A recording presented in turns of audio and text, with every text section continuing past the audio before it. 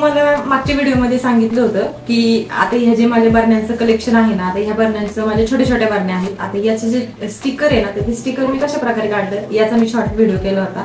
तो आता मी हा व्हिडिओमध्ये तुम्हाला सांगते की याचं स्टिकर आपण कसं काढायचं एकदम सोप्या पद्धतीने. याच्यामध्ये गरम पाणी टाकायची गरज नाही, काही नाही. कारण गरम पाणी जरी आपण याच्यामध्ये भरून ठेवले स्टिकर काढताना तर मग ती बाटली एकदम क्रॅक होऊ शकते. त्याच्यामुळे मग डायरेक्ट आपण गॅसवर धरून म्हणजे जी प्रोसेस मी सांगते ती मला दाखवते, ती तुम्ही फॉलो करा आणि आपले बरण्यांचे जे स्टिकर आहेत ना ते इझिली निघून जाईल.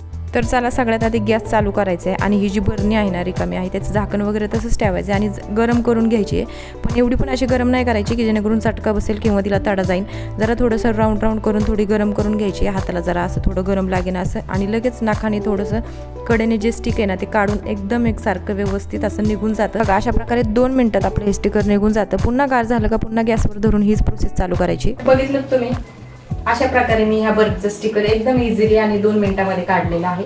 आणि आता हे सुद्धा बर्नीचं मी असंच काढणार आहे. गरम पाणी जर आपण याच्यामध्ये टाकलं ना तर बर्नी एकदम फुटू शकते किंवा तिला तडा जाऊ शकतो. त्याच्यामुळे ना ही ट्रिक एकदम सोपी आहे. गॅस काही चालूच ठेवायचा नाहीये.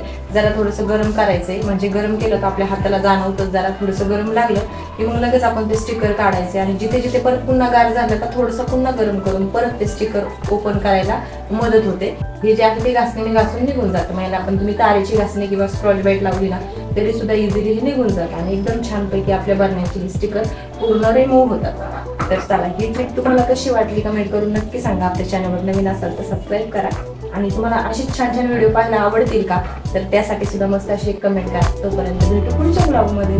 बाय.